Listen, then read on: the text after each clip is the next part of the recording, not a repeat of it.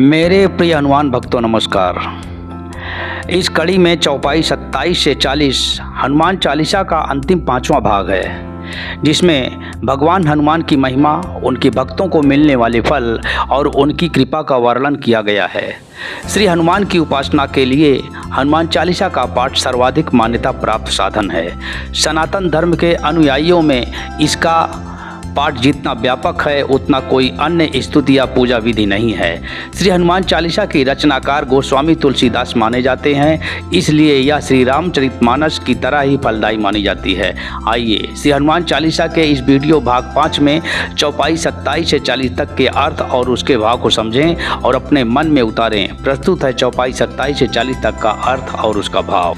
सब पर राम तपस्वी राजा, तिनके काज सकल तुम साजा। भावार्थ, प्रभु श्री राम ही समस्त संसार के स्वामी हैं और एक महान तपस्वी राजा हैं। उनके सभी कार्यों को सफल बनाने में हनुमान जी ने महत्वपूर्ण भूमिका निभाई है। चारों ओर प्रताप तुम्हारा, है प्रसिद्ध जगत उजियारा। भावार्थ, हनुमान जी की महिमा और तेज चारों दिशाओं में व्याप्त है। उनका प्रताप संपूर्ण संसार में प्रसिद्ध है और वे अंधकार को मिटाकर प्रकाश फैलाते हैं। साधु संत के तुम रखवारे, असुर निकंदन राम दुलारे। भावार्थ, हनुमान जी साधु संतों और भक्तों की रक्षा करने वाले हैं। वे दुष्टों का नाश करने वाले और श्री राम के प्रिय सेवक हैं। अष्ट सिद्धि नवनिधि के दाता, असवर दीन जानकी माता। भावार्थ, माता सीता ने हनुमान जी को वरदान दिया कि वे 8 सिद्धियों और 9 निधियों के दाता होंगे। जो भक्त उन्हें श्रद्धा से स्मरण करता है उसे यह सिद्धियां प्राप्त हो सकती हैं। राम रसायन तुम्हारे पासा, सदा रहो रघुपति के दासा। भावार्थ, हनुमान जी के पास राम नाम रूपी अमृत रसायन है, जिससे भक्ति की शक्ति बढ़ती है। वे सदा श्री राम के सेवक बने रहते हैं। तुम्हारे भजन राम को भावे, जन्म जन्म के दुख बिसरावे। अर्थ, भगवान राम को आपके द्वारा गाए गए भजन बहुत प्रिय हैं और वे उनसे प्रसन्न होते हैं। सभी जन्म जन्मांतर के दुख और कष्ट समाप्त हो जाते हैं। इस प्रकार इस चौपाई में भक्ति की महानता और भगवान राम की कृपा को प्रकट किया गया है, जिससे यह जीवन धन्य हो जाता है। अंत काल रघुबरपुर जाई, जहाँ जन्म हरि भक्त कहाई। भावार्थ, जो हनुमान जी की भक्ति करता है वह मृत्यु के बाद श्री राम के धाम अयोध्या बैकुंठ जाता है और हर जन्म में भगवान का भक्त बनकर जन्म लेता है। और देवता चित्त न धरई, हनुमत से ही सर्व सुख करई।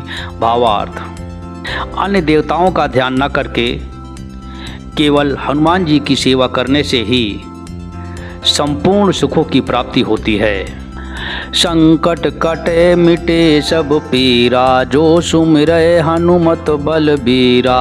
भावार्थ, हनुमान जी का स्मरण करने से सभी संकट और पीड़ाएं दूर हो जाती हैं, क्योंकि वे बल और शक्ति के प्रतीक हैं। जय जय जय हनुमान गोसाई, कृपा करहु गुरुदेव की नाई। भावार्थ, हनुमान जी की जय जयकार हो। वे कृपा करें जैसे एक गुरु अपने शिष्य पर कृपा करता है। जो 100 बार पाठ कर कोई, छूटे ही बंदी महासुख होई। भावार्थ, जो कोई 100 बार इस चालीसा का पाठ करता है वह सभी बंधनों से मुक्त होकर महान सुख प्राप्त करता है। जो यह पढ़े हनुमान चालीसा, होय सिद्धि साखी गौरी सा। भावार्थ, जो श्रद्धा से हनुमान चालीसा का पाठ करता है उसे सिद्धि प्राप्त होती है और इस बात की गवाही स्वयं भगवान शिव देते हैं। तुलसीदास सदा हरि चेरा की जय नाथ हृदय महटेरा। भावार्थ, तुलसीदास जी कहते हैं कि वे सदा श्री राम के दास हैं।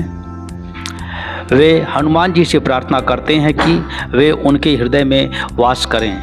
पवन तनय संकट हरन मंगल मूर्ति रूप, राम लखन सीता सहित हृदय बसऊं सुरभूप। हे पवन पुत्र हनुमान जी, आप सभी संकटों को हरने वाले और मंगल रूप हैं। कृपया श्री राम, लक्ष्मण और माता सीता सहित मेरे हृदय में निवास करें।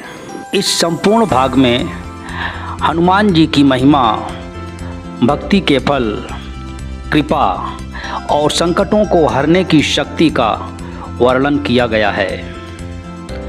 यह बताया गया है कि जो भी श्रद्धा से हनुमान जी का स्मरण करता है वह अपने समस्त संकटों से मुक्त होकर परम आनंद को प्राप्त करता है। तुलसीदास जी ने भगवान हनुमान की अपार कृपा के बारे में बताते हुए यह भी कहा है कि उनके भजन और सेवा से ही भक्त श्री राम की कृपा प्राप्त कर सकता है। निष्कर्ष, हनुमान चालीसा केवल एक स्तुति नहीं बल्कि भक्ति, शक्ति और कृपा का स्रोत है। जो इसे सच्चे मन से पढ़ता है उसके जीवन में कभी कोई भय नहीं रहता और वह श्री राम की भक्ति में लीन होकर मोक्ष को प्राप्त करता है।